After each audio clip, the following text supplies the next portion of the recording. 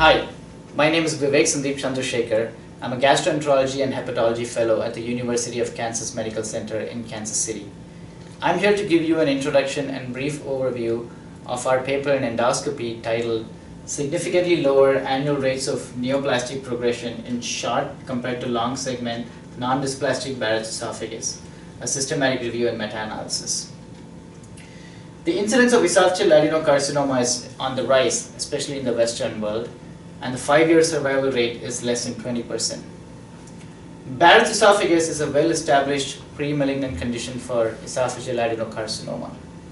But there is need for better risk stratification among BE patients to identify high and low risk patients. Non-dysplastic Barrett's esophagus has been established as one of the low-risk population groups, and there has been accumulating evidence regarding BE length as a predictive factor for neoplastic progression.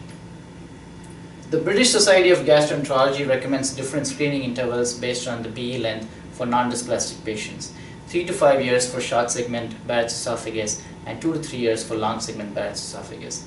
But the American guidelines make no such recommendations.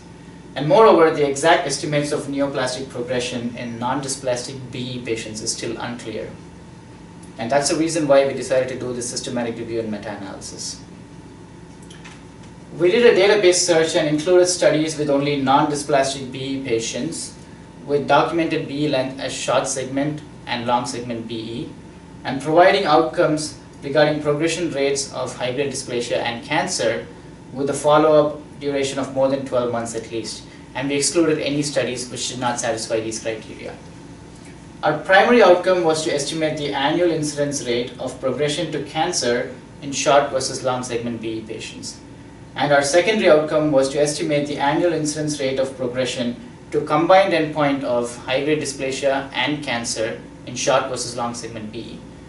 We also did a subgroup analysis to estimate the outcomes for studies which excluded BE length less than 1 centimeter based on the recent ACG guidelines, and also outcomes for just the high-quality studies only. We included a total of 10 studies in our final analysis, and close to 80% of them were males, and we had close to 2,000 patients in each group, both short and long segment BE, and the mean duration of follow-up was more than 10,000 patient years in both the groups. And if you look at the EAC progression, comparing short versus long segment BE, our odds ratio was 0.25 and it was statistically significant, showing much lower rates of progression in short segment BE patients. And for a combined endpoint of high-grade dysplasia and cancer, similarly the odds ratio was 0.35, showing much lower rates of progression in short segment. And if you look at all other outcomes, including a subgroup analysis, the rates for cancer and combined endpoint for high-grade dysplasia or cancer were lower in the short segment group compared to the long segment group, and all of them were statistically significant.